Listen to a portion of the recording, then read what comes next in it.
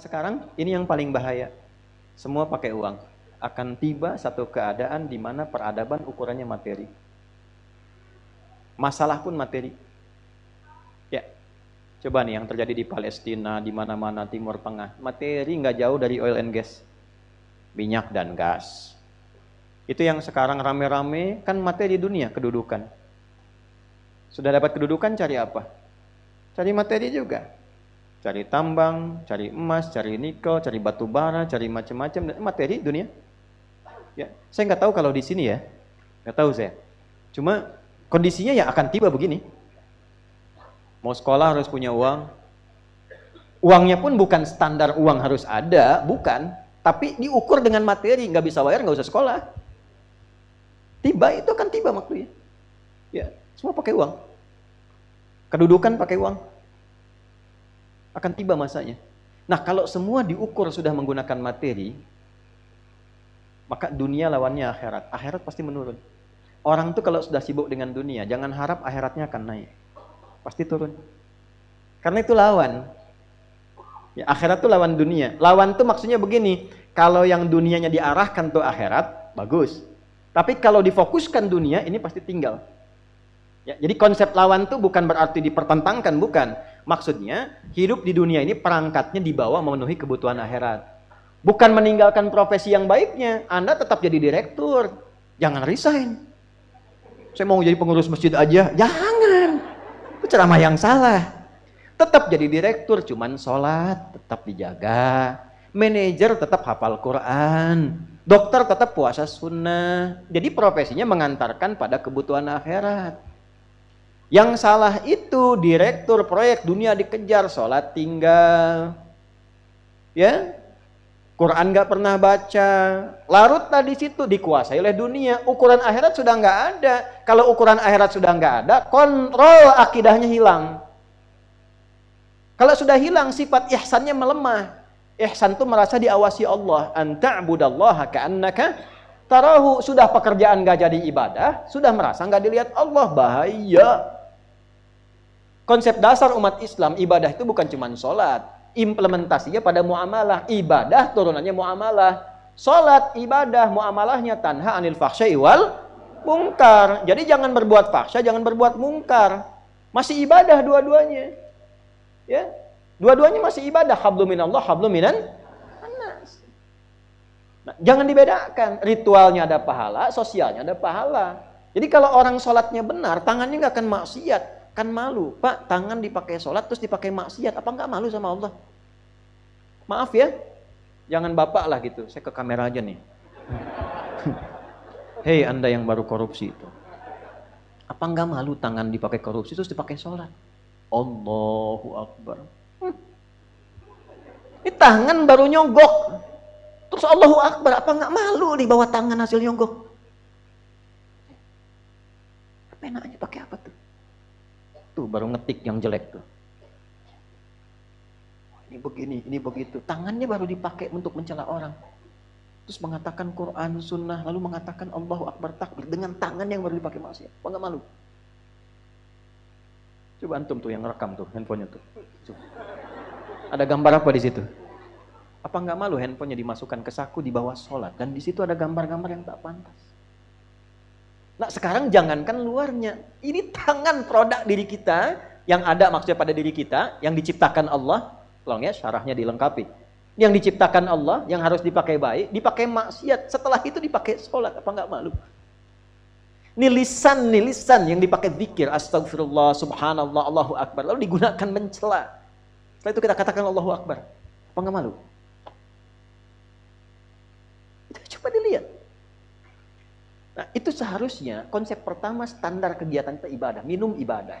Makanya semua giat orang Islam itu ada doanya. Bapak Ibu cek deh, nggak ada kegiatan yang nggak ada doanya.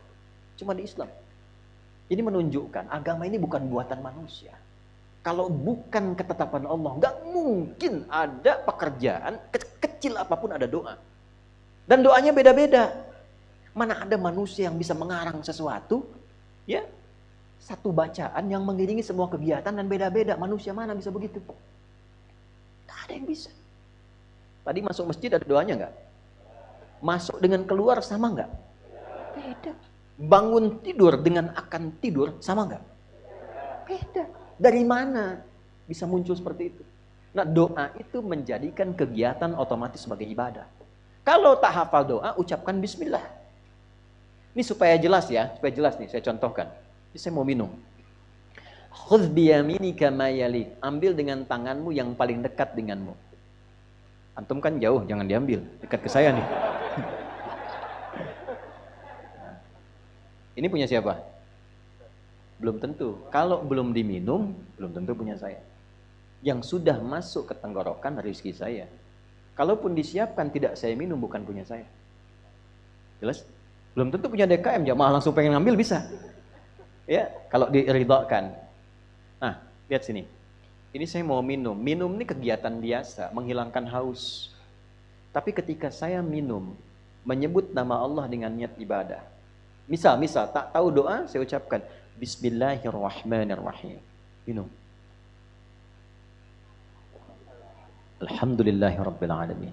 Bukan karena segar dan hilang haus, bukan.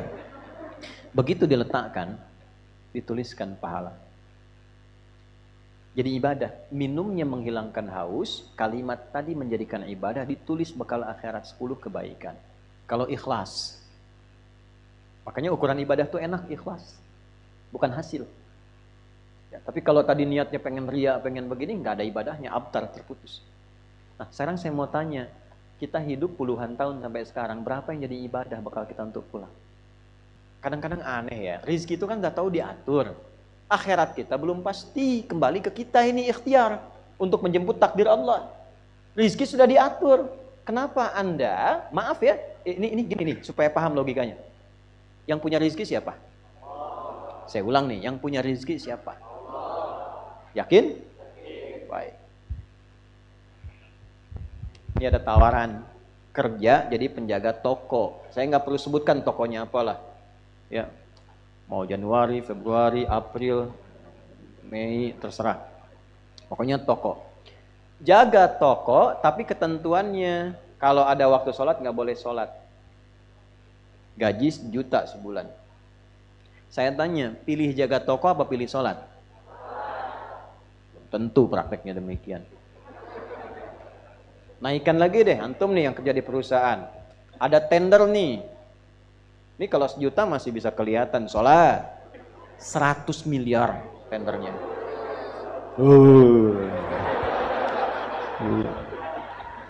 Waktunya bersamaan dengan Jumat.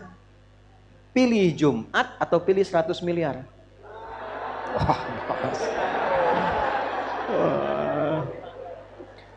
Bayar pulsa aja lagi Jumatan. Ini Qul ma indallahi khairum minal lahwi wa minat tijarah. Makanya ketika turun surah Jumu'ah itu ayat 11-nya, kalau yang yakin rezekinya dari Allah, maka kejar yang dari Allah ini.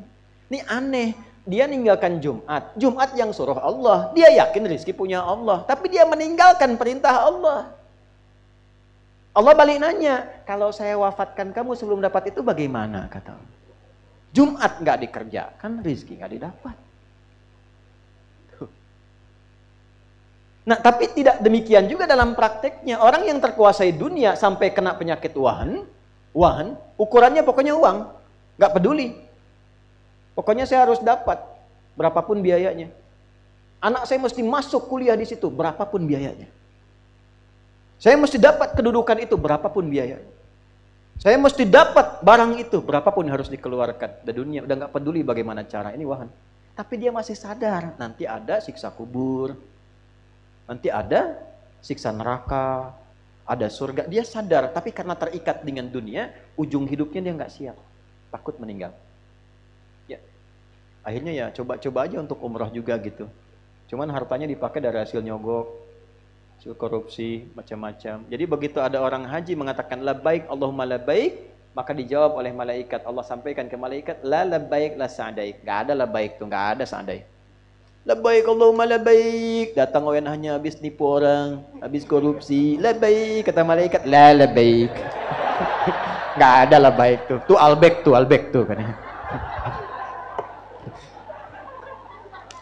Ah, itu benar hadis tuh. Al-baiknya bukan, tambahan aja tadi. Hadis la labbaik la labbaik la sa'daik kata malaikat. Enggak ada kamu labbaik, enggak ada sa'daik. Enggak ada benar-benarnya kamu itu. Gitu. Kamu hati-hati. Itu Tuhan.